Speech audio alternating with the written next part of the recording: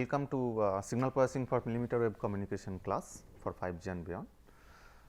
So, last time we have discussed the RF model of my channel, right. Now, today we will be mostly discussed what happens when you go to the analog part, and subsequently what are the dependencies on the delay and gain part. So, today we will be mostly covering the analog part, which we did only touch upon last time, but more details this time, and more channel gain property that we just again touched upon last time, more details into time and frequency part. Okay. So, we again draw the diagram where we have a single antenna to single antenna, and there may be multiple objects here. I am not again getting into whether it is a reflector or scatterer, multiple objects, okay. And the ray can go here and a ray can go here. Okay. So, this is the ray tracing model and multiple such objects which are doing the job.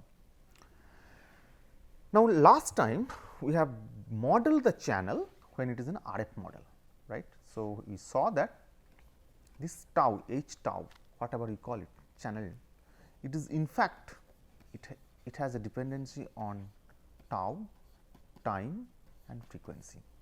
Now, there is a slightly confusing things here. What is the tau here? It is time. What is the t here? This is also time. This is frequency. And what does it mean? The channel depends on time and time. I mean, it is slightly confusing, right? We will explain it, what exactly this time and that time. So, if you notice, in fact, I clearly divided, though they are time, clearly divided the whole thing into two different notations. One is a tau notation, another is a t notation. Okay. Both are time, but both are totally different notion of time. Okay. And this is pretty, I mean, this is very important for a channel model to understand what is the difference between tau time and the t time. Okay. And frequency is fine, frequency is well understood component, and we can see it has nothing to do with tau and t. So, that we understand. So, now this whole channel in RF, we saw that it is dependent on tau, which is a delay, t, which is a propagation time, and f, frequency. Now, before I get into the t part and f part, which will be slightly complicated way of understanding the channel, let us understand that the dependency of channel does not have anything to do with the t and f. Let us assume for the time being, okay, just to avoid our complicacy, because we have analog model description and subsequently the digital model description. So, let us not bring these 2 points for the time being. Okay. So, let us assume that it has no dependency on time. Okay. What does it mean? The whole system is static. So, no dependency on time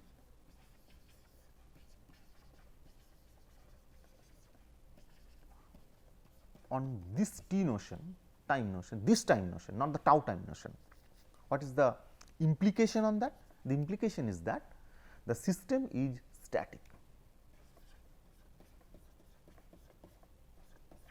right. System is completely static. What does it mean? Transmitter is not moving, receiver is not moving, any of these reflectors or scatterer, whatever. So, let us say call R1, R2, whatever, whosoever is there, nobody is moving anywhere, everything is just static. Can I think of such scenarios in practical? Yes, of course. Say for example, you are speaking, just standing, you are just sitting on a chair and you are speaking to somebody else. Okay.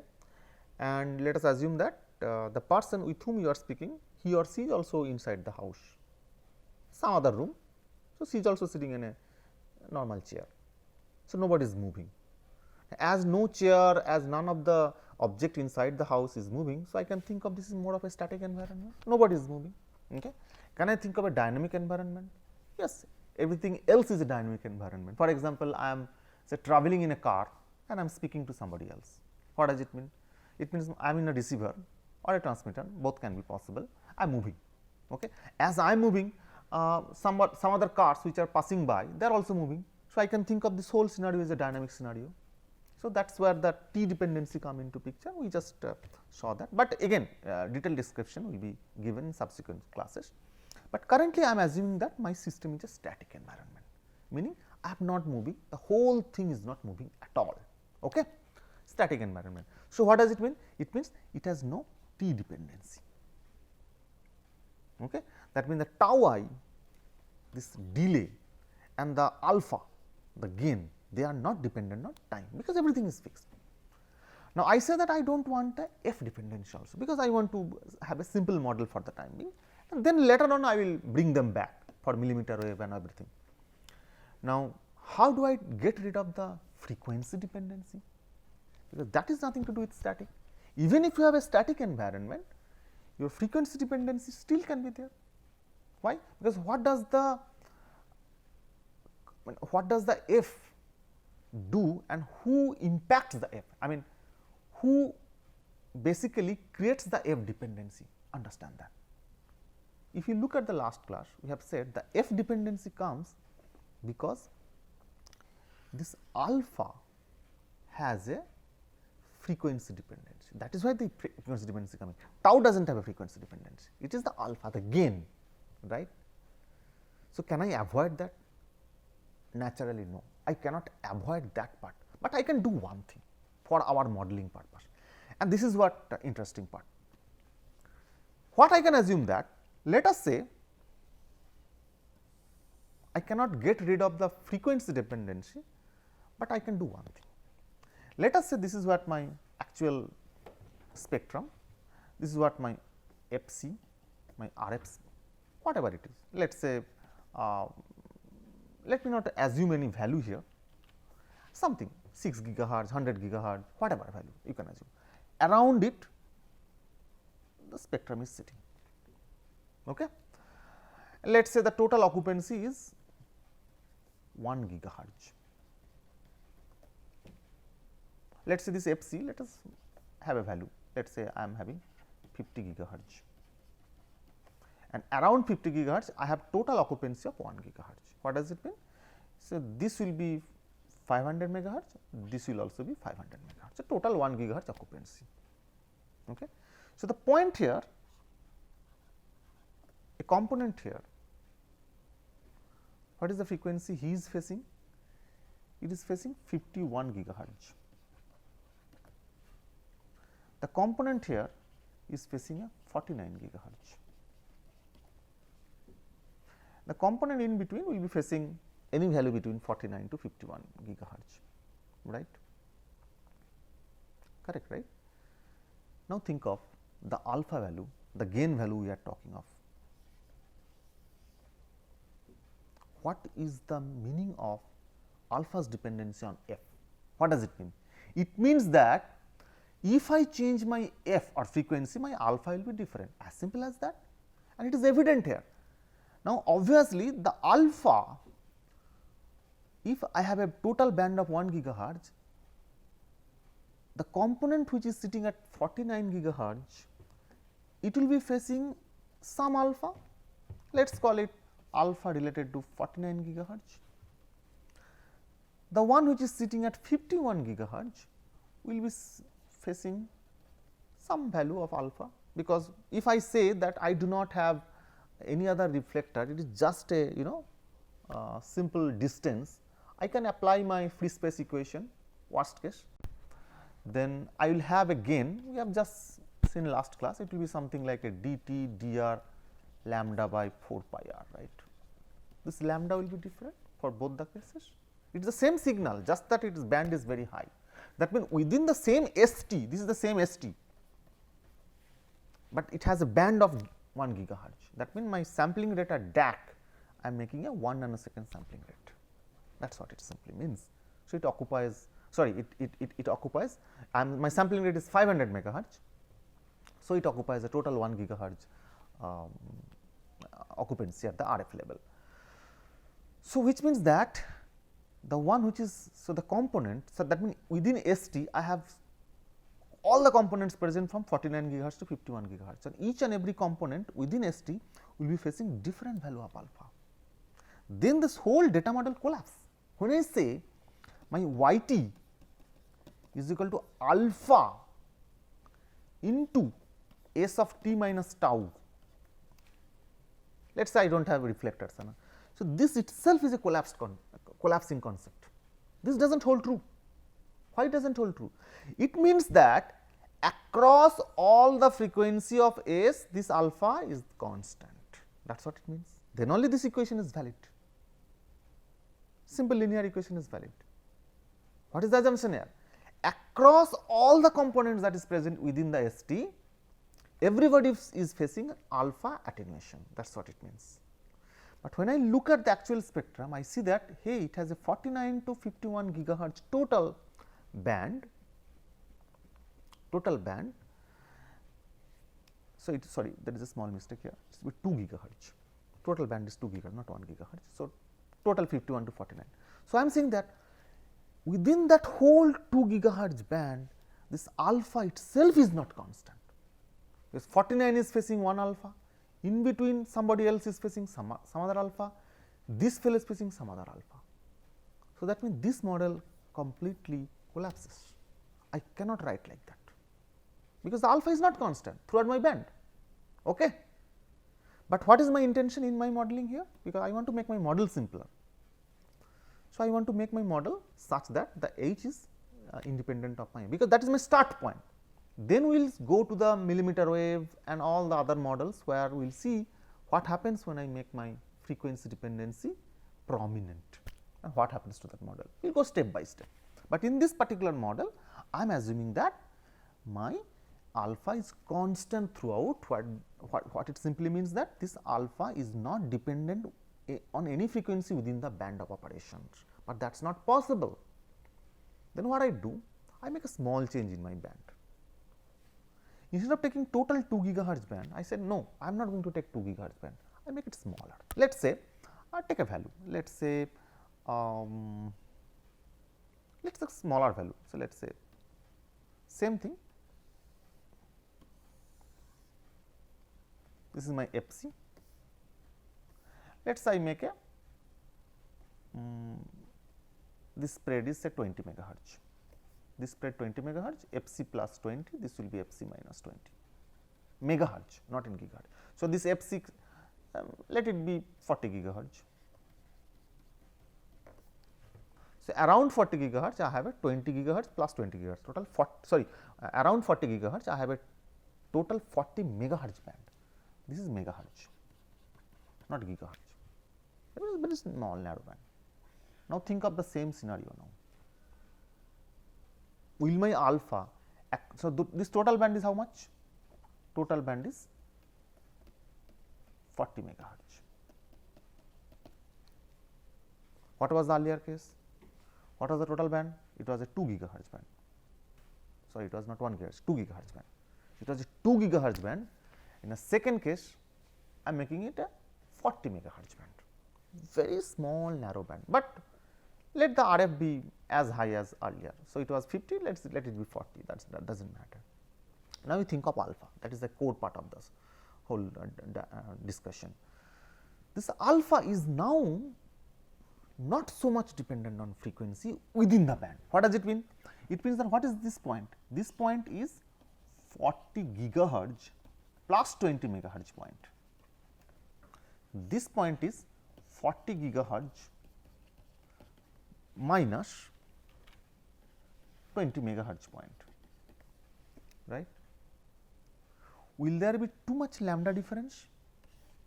Will the lambda be too much different? Suppose it has a lambda, the wavelength, let us call it lambda 2, let us call it lambda 1. Now, 40 gigahertz minus 20 megahertz, almost nothing.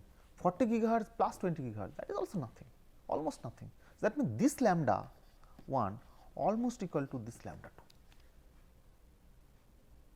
Naturally, these are the two worst case points. In between also, each and every lambda, if I take it, any sample point you take it in between within this band, this lambda will be almost equal. What does it mean? This alpha will almost be equal, right. So, that means in a sense, when I say my channel has no frequency dependency, essentially I am talking that the channel is a narrow band channel. okay, or not the channel is a narrow band, the data that I am transmitting I am considering a narrow band data transmission. Okay. So, that means the band of operation I am talking of is a narrow band case. So, now that leads to two different concept of channel. One is called a narrow band approximation,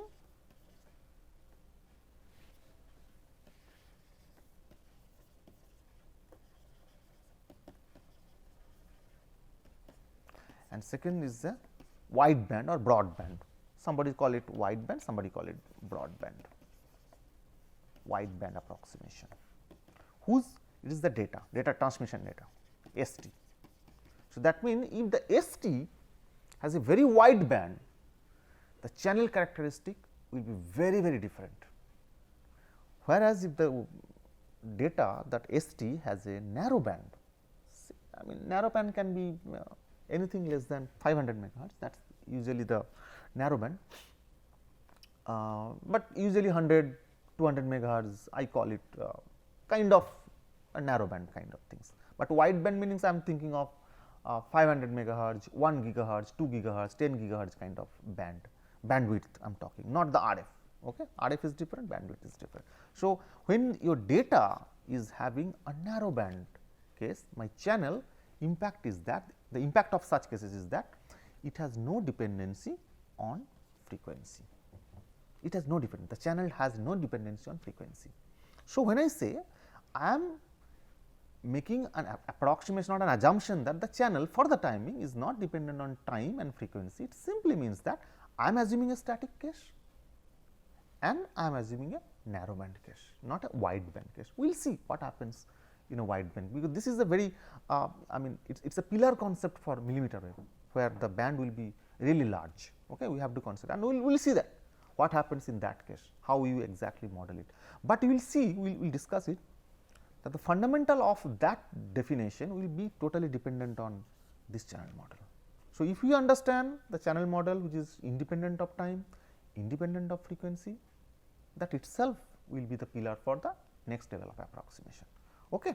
So, now we understand that our channel is kind of a time independent and frequency independent. Let me answer another question. What is the difference between the tau and the t part then? Frequency I am not bringing it, because I am assuming it is a narrow band case. But let us understand the difference, though I am not assuming the time dependency, but as a side discussion, let us make a difference between the tau and t, because that comes up very often. So, here what is t, what is tau? Now, as you see, predominantly the t may appear, may not appear. Suppose my system is static, what does it mean? Channel is completely dependent on the tau part. Now, what is the tau? Tau, if you see, it is actually the delay, right? Because if you look at the way I am drawing my channel, this is how I was drawing my channel, right. So, I was placing my impulse response somewhere here, somewhere here, somewhere here. So, this will be tau 1, this will be tau 2, this will be tau 3. So, I am plotting over tau, not over t. Why? Because this tau in a static case will not be dependent on the variation, because they do not vary, they will remain constant, but this is a time notion, because this is a delay. So, that means this channel in a static system, it has a time dependency, but that time dependency is not a t notion. What is that notion? This is the tau notion, okay. Very fundamental to understand. So, that means the channel in a static environment does not have a time variation, it depends on the delay time, and the delay time in a static domain does not depend on the time of progression. So, that means this tau is nothing but it refers to the delay of individual taps. So, delay of individual reflectors or whatever, reflectors, scatterer, that one. So, it is the delay, popularly it is known as delay domain. So, that means this channel has a dependency on the delay domain part. So, this is one time notion. Okay. Then what is this T1? T is your normal time of progression, like you are sending a data, you are observing it at different times. So, that is your time. So, that is a time progression. Okay. And this time, as you notice, it is a time progression. As you notice, it may or may not appear into the channel, depending on whether the channel is a static channel or is not a static channel. If it is a dynamic channel, yes, T will appear, but if it is a static channel, if the system is static, channel does not have any T dependency. So, this T is a time progression.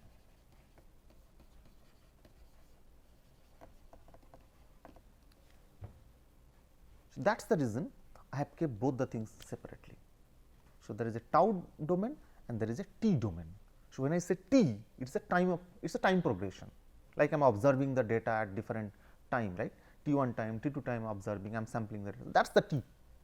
But when I say tau, it is not that, it is basically the delay among each and individual paths. So, that is another time notion, and you can see that tau will always appear, tau will always appear. Why it will appear? Because whenever you transmit it, there is a delay between the transmitter and receiver, because it is there is a finite amount of distance.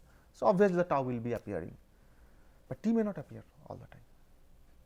Okay. So, that means I can have a channel, if I draw the channel in a 3-dimension case. So, I may have a T domain here, I may have a tau domain here, and this is my H of T comma tau. I may have some sort of a 3D curve in nature, where something varies over T, something varies over tau. That is what we will be seeing it. We will discuss this subsequent time, but my point here is that these two are two different time notion. One is a delay domain, another is a time of progression. These two have to be completely different one. Okay. But in our case, for our first initial discussion, I am assuming my channel is completely delay domain dependent. It has nothing to do with time domain dependency, because it is a static environment. Okay. Okay. Next one is that, so far what we have done is, a channel is completely viewed from the RF point of view, meaning I am standing here, this is what my standpoint, I am standing there, I am looking at this. So, I am putting a I am putting a oscilloscope, I am observing the signal there. So, this is my view, I am standing there. Okay. So, this is my ST. So, I am transmitting as if like I am transmitting here, I am observing here. Now, I am shift my observation point. Okay. It is as if like you are looking at an object through a glass. So, if you put a blue glass, you see that the object is a blue. If you put a red glass, you will see the object is red. Actually, the object remains the object. It all depends on what you are looking through. So, now, so far I was looking through the whole system from the RF domain. That means I am standing here. So, this is my RF domain, and that is how my channel was. We have discussed it. This is how my channel alpha I tau minus tau I. This is my channel. I is equal to 1 to n number of paths that it will have it. Okay. Now, I shift my view. What does it mean? Now, I say I do a demodulation. Okay. I do a demodulation. That means it will go through this standard demodulator. There is an LPF here. There is an LPF here, and so this is where I am now standing. I am standing at here now.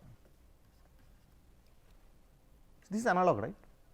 If you notice it, because I have completely discarded the RF part. So, this is my analog domain. This is so far my RF. Okay. So, what does it mean? That means my view will also change here. So, there was a DAC here, if you remember, there was a DAC here, if you remember, and these two were going through modulators, right, and then we added up and create this signal. So, when I shift my observation to analog domain, from here I have to shift my observation to analog domain, it is like I am here.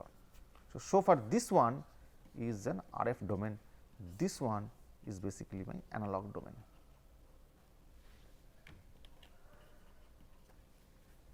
So, now I am standing here, I am standing here. Okay. So, my view is now analog to analog, no more RF. So, what is the change that will happen here? Let us understand that. Okay. Now, if ST was the RF signal, what is the relationship between ST, the RF signal, and its analog equivalent. So, let us say this is my RF, and let us say the signal that I was going to transmit was say SBT. What is the SBT? It is the analog version or the baseband version, I call it a baseband version of the RF. So, what does it mean? It means the signal will have three versions. Here the signal was having digital version SN, that goes through the, this is the real part, this is the imaginary part, that goes through 2 DAC and it gets converted to a analog waveform. So, let us call that SBT. Okay. So, you had SN, which is the digital data, then after DAC the same signal gets converted to analog, after modulation the same signal converted to ST, that is the progression. So, this is RF, this is analog, and this is digital. So, we have modeled this part, channel part. Now, we are here, and you see that SN to SBT, SB to ST, they are all related, same signal, it is just the different view of the signal. One is a discrete, another is analog, another is a RF, right. What is the spectrum? Spectrum wise, how would the ST look like? This is how the ST look like, where you have the FC. How would the SBT look like? Same. How would the SN look like? Same only, because the only thing is that it has been changed to analog to digital. Okay, there is no change, but this is the ST part. Okay. Now, what is the relationship between ST and SBT for a communication system? I may have said it, but I have not proved it, because this is beyond the scope of this class. The relationship between RF signal and the analog signal in a communication is this. This is real part of your SBT e to the power j 2 pi FCT. This is what it is. This is precisely what the relationship between RF and analog signal. Okay.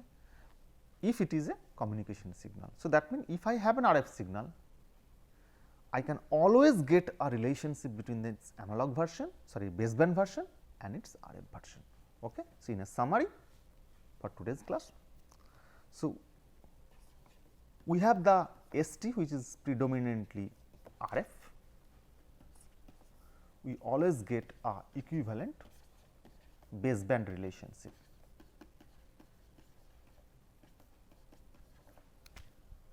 Same question I may ask, what happens to the received signal? If white is the received signal, I can also find, because this is the relationship between the RF signal and its baseband analog equivalent.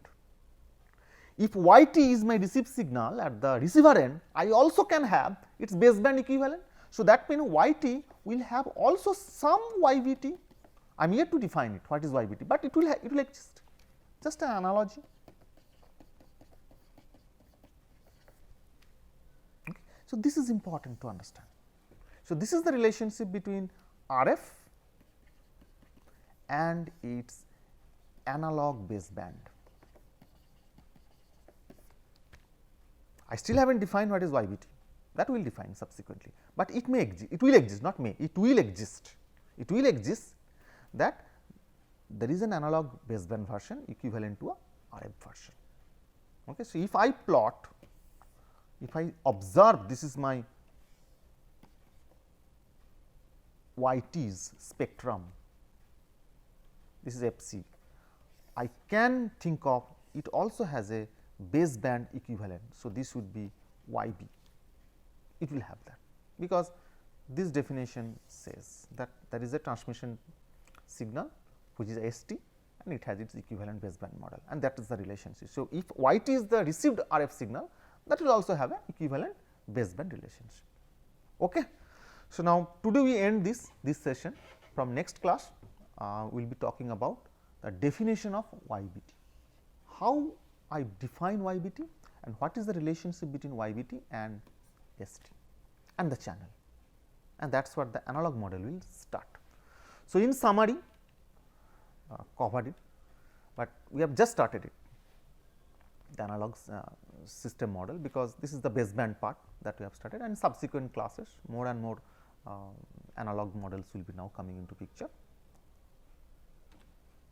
References are two, Fundamentals of Wireless Communication by Davids and Pramod Vishwanathan, and this particular paper. And this paper is mainly for the terahertz communication paper, but take out the terahertz part, the rest of the things it will very well describe the alpha property, that the gain property, how the frequency dependency come into picture. So, we will talk more on that. Thank you.